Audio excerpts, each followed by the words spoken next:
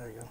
Hello, listeners. How are you today? This is Can We Talk? I am Charles Scott Sr., and I'm here with Charles Scott Jr. Junior, how you guys doing today? And we are here this fine day, and we are going to give you some information that will be helpful in your home buying or your home selling process. We are in the real estate business, and I am the broker, and this is my co-broker here, Charles Scott Jr.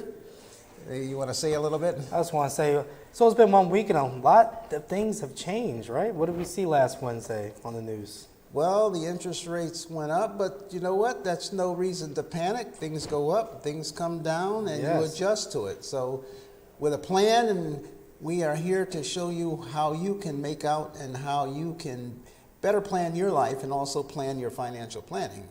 You know, that's an oxymoron, I guess, plan your financial planning, but, you know, that's what it's all about. Exactly. and we're here to sort of give you some ideas and some tips as to what you can do. Yes, definitely. So as we saw last week, interest rates went up by 75 basis points. Well, some people may say, what does that mean? So it went up almost an entire point, which normally we don't see that. It usually comes up, you know, half a point, you know, a quarter point. But as you see, right now in the economy with the gas prices too, the inflation is still what they say is a little out of control. So that's just the Federal Reserve trying to cool things off and get things back to what we're used to, back to normal. Exactly. Now, you got to realize it's almost like, what is it, Newton's law of gravity? Yeah, what goes up comes back must down. come back down. And then also for every push, there's an equal resistance. Yes. So in this particular case, no matter what happens as interest rates go up, there's a good side to that. Yes, and you have to look at, well, what's the good side to me? Interest rates going up, inflation's going up. Do you know that in the economy, when the depression and recessions come in, more businesses are created than ever before because people get creative. Yes. And here in America, we get creative and we figure a way as to how and what we're going to do. So hopefully we can give you some ideas as to some of the things that you can do and also how to maximize the what do you call it, equity within your current property. Last week we talked about ways of improving your property so that you can get the biggest bang for the buck, how you can make more money on what you have, and to, you know, give you that curb appeal instead of like a series of we're telling you what you need to do. We're going to continue on with that discussion today. Because what I was going to say is basically we want to help you, you know, find that value in your home, or, you know, when you first get your first starter home, and not to spend a lot of money either, not to break the bank. And there's simple little things you can do. In our last episode, we talked about, for example, the kitchen. You know, we use your examples of the properties. You have a kitchen that may be a little outdated. What, you paint the cabinets white. They look beautiful. You didn't have to go out to buy new cabinets.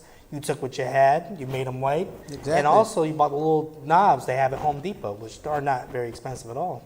And this is from our own experience of things that, you know, we've done. You know, we're almost like that team that you see on TV where this old house or you see on HGTV, Property Brothers. Property Brothers where you Property see... Son and Father. Exactly. So these are things that my son and I have done on the property that we have to improve those properties without a huge budget. Matter of fact, with a very minimal budget. And also things that we have done that we did not do before. I mean, since we were on the air the last time, you know, I think one of your accomplishments was that you changed out the hot water heater. A hot water heater. Yes. Some people, you know, honestly, in this day and age with the labor shortages and everything, I mean, I've had experience. You call a plumber today, a lot of these plumbers aren't going to come out immediately. They have so many jobs, they're backed up. You're lucky if they pick the phone up.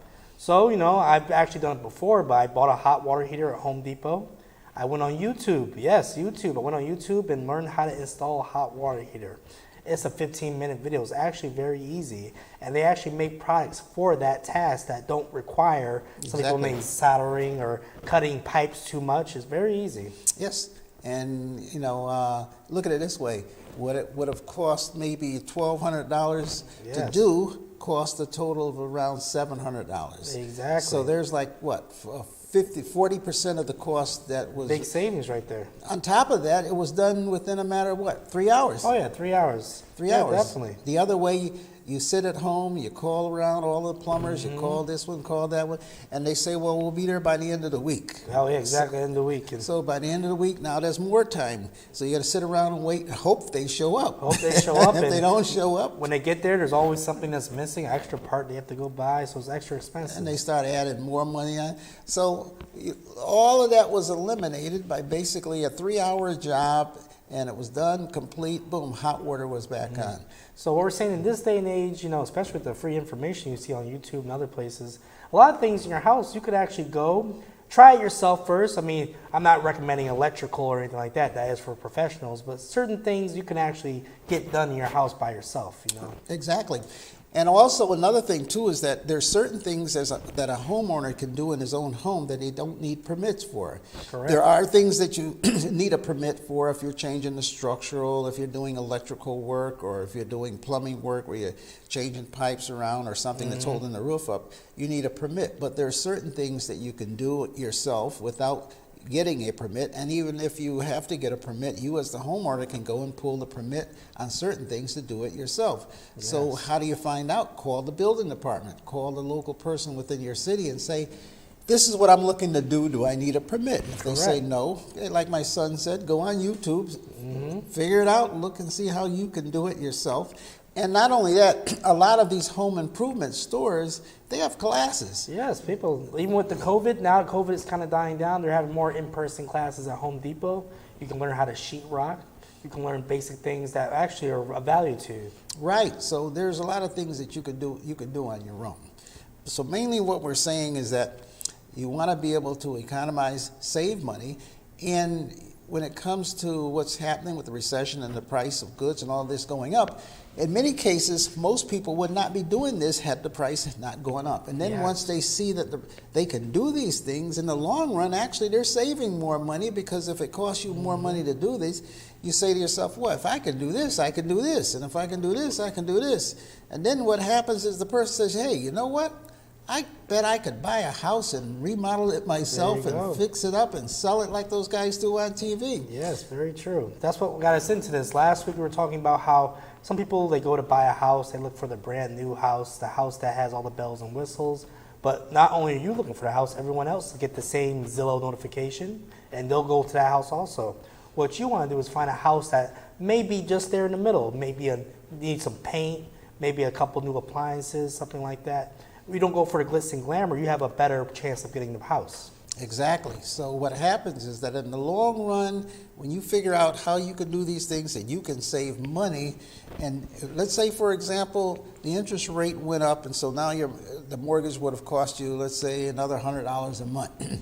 But now all of a sudden you found out how you could buy a house and fix it up and sell it, and you make $100,000. Exactly. So hey, that $100 a month more that jump-started you to start figuring out can I survive on my own just made you $100,000. So as I said, with good and bad, there's always something that equalizes it out and jumpstart people to start thinking on their own. Exactly. What some people call the silver lining. There's always a silver lining in things. And right now, the interest rate's going up. It's not a time to be scared. Actually, it's going back to normal. Back in the 80s, 90s, interest rates were much higher than they are right now. Much higher. Much higher. And I just spoke to a gentleman, and he said when he bought his house, the interest rates were what, 12%? 12%. 12%. So Yep, a lot back in the 80s. lot of times right now people are getting spoiled. So basically what we're saying is don't back off from buying just because the interest rates have gone up. Exactly.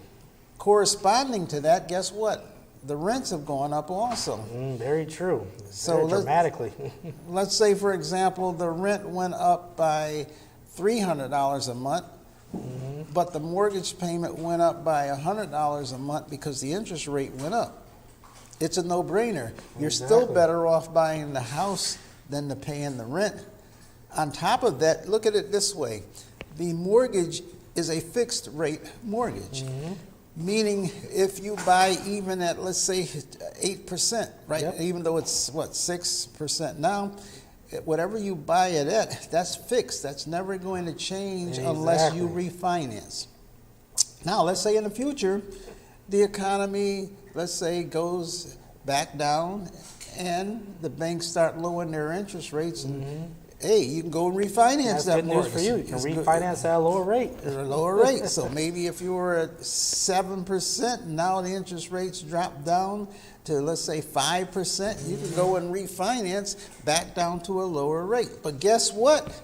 If you're renting and the landlord went up on your rent by $300 and the economy is the way it is right now, and then things get better, you think he's going to come to you and say, well, since everything is better and the prices are down, I'm going to reduce your rent by $300 a month. Wow. No. Sounds like a movie.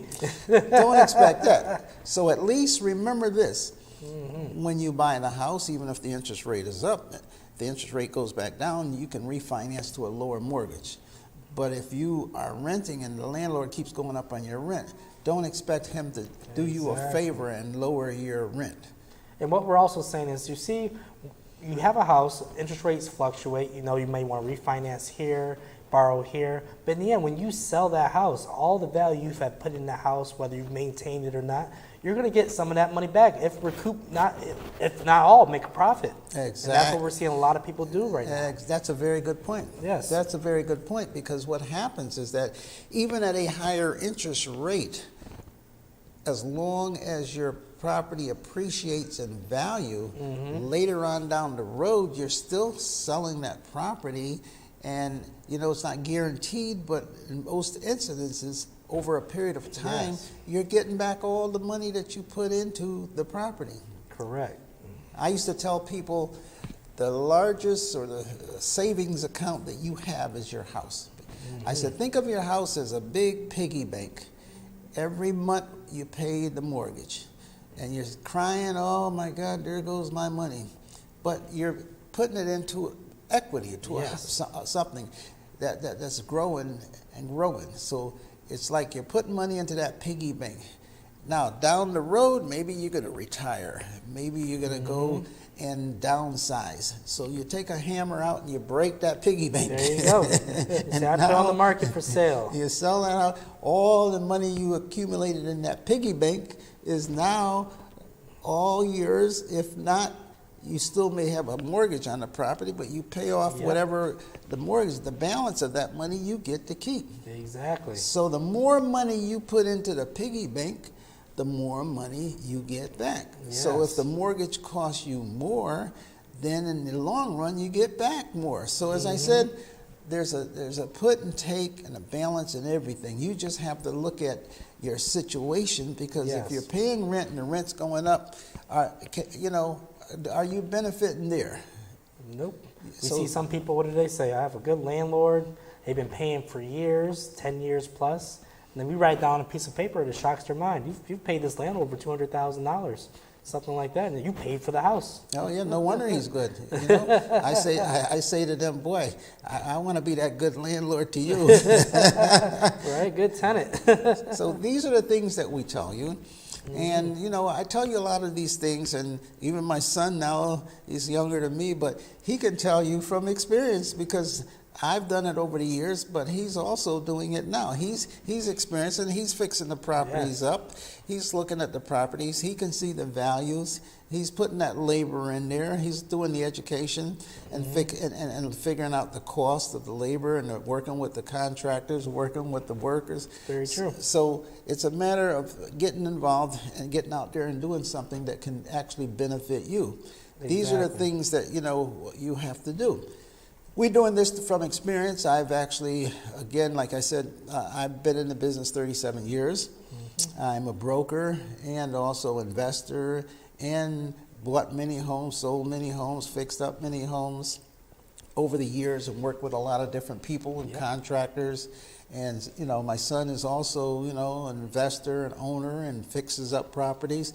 So we're telling you all of this not from just telling you because it's something that we read. This can all be verified. Everything is public knowledge. And we're here to teach people. We want to help people, you know, basically the knowledge is here to share and for people to learn. Right. All of this experience and knowledge, and not only the things that we're talking about, they can all be verified because the public records keep records of everything. That's one thing about real estate, when it changes hands. Some people, we call them up and we tell, okay, so you want to sell your house, we see you refinance this year or that year, and they say, well, how do you know that? Well, it's public record. It's all public. People are Everything's shocked to know that everything they do in real estate, anyone can go and look it up. And it's like, how did you find that out about my property? How do you know how much I owe? Well, I just made a phone call. Right. I called City Hall and I gave them your name, and I don't even have to know your name. Give them your address. And they'll say, well, this is the owner of this property. This is what that owner paid for the property. This is what they refinanced. This is how much they of a mortgage they got. Taxes. This is who they bought it from. This is the taxes.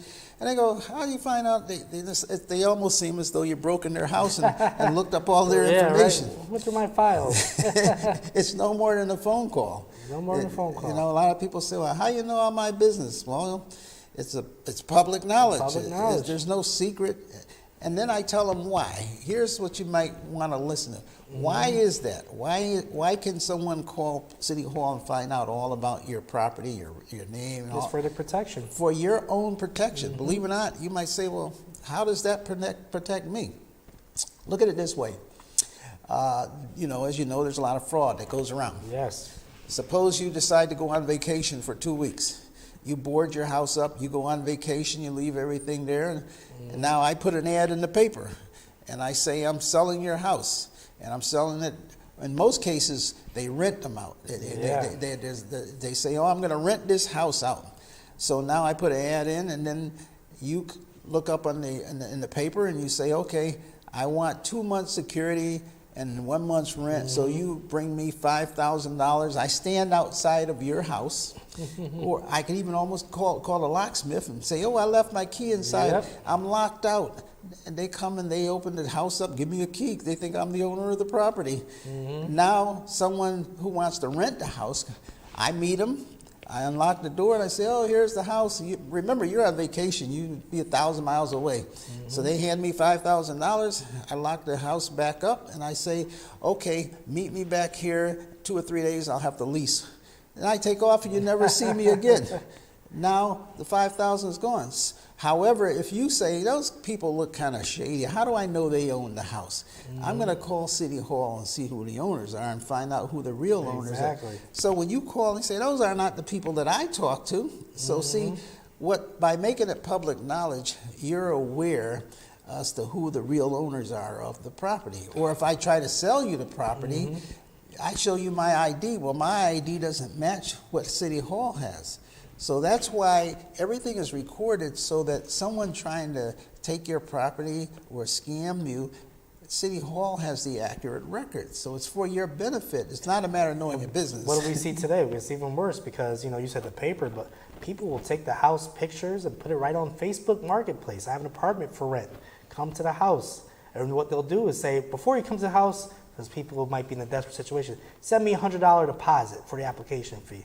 In this day and age, we have multiple apps. We have Cash App, Zelle, and those apps ask you before you hit the send button, do you know this person? You may not know the person, but you know you want that apartment. You send them the $100, you go up to the house, knock on the door, there's someone there saying, who are you? The person scammed you. So exactly. You just brought out a good point. Listen, public out there, to what I'm saying to you, because like I said, this program brings you knowledge and gives you education. Yes. This is, we're talking not because of theory, we're talking from experience. And we'll tell you an actual case that happened to us. This happened, about 7 months ago? Yeah, we had a house for sale in the north end of Bridgeport. Yes. People were calling and saying, okay, I'm here. What do you mean you're here? I'm here with the money. We're going to get the apartment, right? I'm like, I have no idea what you're talking about. They said, check Facebook. You typed in the address on Facebook. Someone had the house listed as an apartment, a house for rent. Actually, the same picture. Same pictures we took our pictures. They stole the pictures right from the internet. Put it right on Facebook Marketplace. Put it up for rent. They put the house up for rent. And people would call, and they put their phone number. They put their phone number, and they would only allow people to text them. So people love texting. They text them. They start making a report of them. Say, okay, apartment's available. Send me a $50 deposit for the application fee per adult. So you have 3 adults. That's $150. You're excited. So, oh, I'm gonna get this apartment. You Cash App it to them. Next thing you know, they block you on the Cash App and on the Messenger. You can't see them. But it goes a little further than that. Mm-hmm. In one particular case, the person sent $1,000. They were asking Oh, for $1,000 deposit. They Yes. would call back and say, "You have the apartment. Send us $1,000, and then we will meet you at the apartment." Now, what happened in this particular case? Someone called me and they said, "Hey, I'm standing outside Yes. of this house that is for rent, and there's people still in it." I'm like, "What are you talking about?" And they said, "But there's a for sale sign out there." And I said, "That's right, because we have the house for For sale." sale. They said, we gave somebody $1,000 to rent it. I said, "Well, guess what?" And then he says, "Oh no, don't tell me. My wife told me not to send Oh, that see, money." he was warned. That's right. And I said, "See," I said, "we don't know what you're talking about." And they said, "Well, there's somebody out there saying this apartment's for rent." We sent them $1,000. So people out there, before you send anybody any money, go see the house, Yes. verify what you're doing. It may not be for rent. You're sending your hard-earned money. And today, with people being so desperate for apartments, they're willing to do just about anything to about get. anything, So be yes. careful of what money you send through the mail, or Mm-hmm. well, it's not even through the mail now. It's instant. Instant. Cash App. Cash App, Zelle, whatever those different. Yes. With all these apps that they have out there, you go and you send the money. Once you hit send, it's gone. It may be convenient, but it's also conveniently easy to get scammed too. And the scammers know it too. They know it, and in many cases, these people live 1,000, 2,000 Thousands of miles away. That's why they want you to text them, because they don't want you to hear maybe they have an accent, maybe they don't speak good English. They have someone next to them translating the text. But you'll notice they won't pick the phone up most times. And remember the ones we called them on the phone. Oh, yeah. We called them on the phone and acting like we were looking to rent. We say, "Hello, how are you? Where are you at? Where are you located?" And then I think the gentleman said, "Oh, I'm at the hospital right now. I can't talk to you right now." Exactly. He wouldn't pick that phone up. I'm in the hospital with a friend. So you think, oh, I'm not going to bother him. He's at the hospital. Well, he's trying to scam you and 3 other people at the same time. So we're giving you that tip today. If nothing else, beware of all of these things that are out Yes, there. In very other true. words, beware of the of who you're dealing with. Like I said, we've been in business for 37 years. I actually am the past president of the board of realtors for this particular area, and also in the New Haven area. I serve on various committees, various community organizations within the area, well established within the community. My son also serves on different committees and Yes. different associations. We are certified realtor brokers. You can go and see us on YouTube. You can see us on all of the different social We're on media. TikTok too. We're out there. We're in different things. We're not hiding from nobody. So you can get an idea of who you're talking to and who you're listening to. And we are certified to sell real estate, and we are also certified to be able to, if you're looking to rent an apartment out, we can talk to you about that. Or We help landlords constantly. And the thing is, we find landlords good tenants. We don't just throw anybody in there. exactly. Very, very good tenants. We belong to the Bridgeport Landlords Association, Yes. which is local here. We belong to that association, the state associations, and also the National Association of Realtors. Yes, So NAR. NAR, we belong to city, state, and national organizations. So Exactly. therefore, my son and I, we both belong to those organizations. So basically, when you see that, that means we have a reputation to uphold. And we're not here to we're here to help. We give knowledge to people. We assist them to buy their house. Exactly. And also now in continuing, we'll put a little bit more time into some of the things that can help you. And let's say you want to sell your house and organize in that particular house. If you are looking to upgrade, like we said, even if you want to do your bathroom over, there's certain things you can do. People Yes. today, you see where they have the bathtubs where they fit right over the old ones. In other Yeah, words, you they see have that. their retrofit. They come in, they measure everything, and within a matter of an hour or two, they can drop everything right like around a bath everything. fitter, they call it. Bath fitter, that's Yeah. exactly it. Well, people can actually, like I always mention YouTube and all stuff like that, but a bathroom is actually real easy to make it look shiny. Basically look like someone walks in, they say, "Oh, I gotta have this house." You get a new vanity right there. You get a new toilet. Some people think changing a toilet is a very hard process. It's not. It's 2 screws. It's 2 screws and And the a rubber seal. donut, the seal. I mean, it might be not the cleanest job, but it is a quick job that can be done. And there's a lot of modern toys you can buy, whether it be IKEA, Home Depot. Change the vanity out, change, like I said, the bathtub, put the fitter over there. You've done all those things, Yeah, right? I've done all those things. You fit out the vanity, you fit out the wax seal underneath Exactly. there, put the mirror up there. Tile on the floor. Tile on the floor. You've done It's like that. a whole new bathroom. I didn't have to touch a pipe or anything, you know? Exactly. The other thing is what they got this thing called glaze. Oh, yes, the You glazed could take tub. an old looking tub Mm-hmm. and get the epoxy, and it comes in like a quart can. You put the two chemicals in there and you shake it up. You Yep. get yourself a fine brush, and you can paint everything across, and when it seals and hardens, it's Oh, yeah. it looks like brand new tub. Brand new tub. Shiny, hard epoxy, lasts for years. Yes, yes. And that costs you maybe about $40. Yeah. It was the same without, like you said, disconnecting a pipe or doing Mm-hmm. anything. You could do the sink over. You can make the bathroom look night and day. So Night and day. there's things that you can do yourself and Mm-hmm. improve your bathroom looking 1,000% better. 1,000% better. You So know? people can use these skills to find themselves a house at an affordable price. Exactly. Yes. That's why, and more so than ever, you need to do what we're saying, because as the prices increase, why go pay $30,000, $40,000, $50,000 or more when you can get a house that's in livable condition and make those improvements yourself? And you don't Exactly. have to do it overnight. Exactly. It doesn't have to be done so that you can buy the house, move into the house, and have fun with the project. Little by little. Little by little. It's a fun project. Think about it. Every dollar you spend, you're making $3. That's how you keep motivated. And get exactly what you want, because Mm-hmm. you might buy the house, it might be maybe blue tiles. Maybe you Yeah, want it, change the tiles. a different color. So this way here, no problem. You Mm-hmm. change the tile, you change this, you change that. You see people on TV that sell these supplies, all these different paint companies. What do? They show you couples painting, fixing up. Oh, yeah, you see that in the commercials. Do it yourself. Do it yourself. So hopefully, today we gave you not only some tips on how to improve the value of your house, And avoid but scams. also how to not get scammed out there, Yes. which is even more important. You work too hard for your money. Yes, Don't let someone else take it from you within a matter of 10 minutes. exactly. So the tips that we've given you there, this is for your benefit and for your safety and for the benefit of your family. That's why when you watch these segments, we're out here to help you. Maybe you want to close it out? Yes, like my father said, we're here to help, and definitely next week we'll continue this series. We'll go from the bathroom, we'll go to the living room. We're gonna basically, by the end of the series, we'll be able to fix the entire house. Definitely. Again, my name is Charles Scott. I'm the Charles broker. Scott Jr. Charles Scott Jr. We're a team here. We're out here to help you. And until next week, God bless. Shalom. Amen.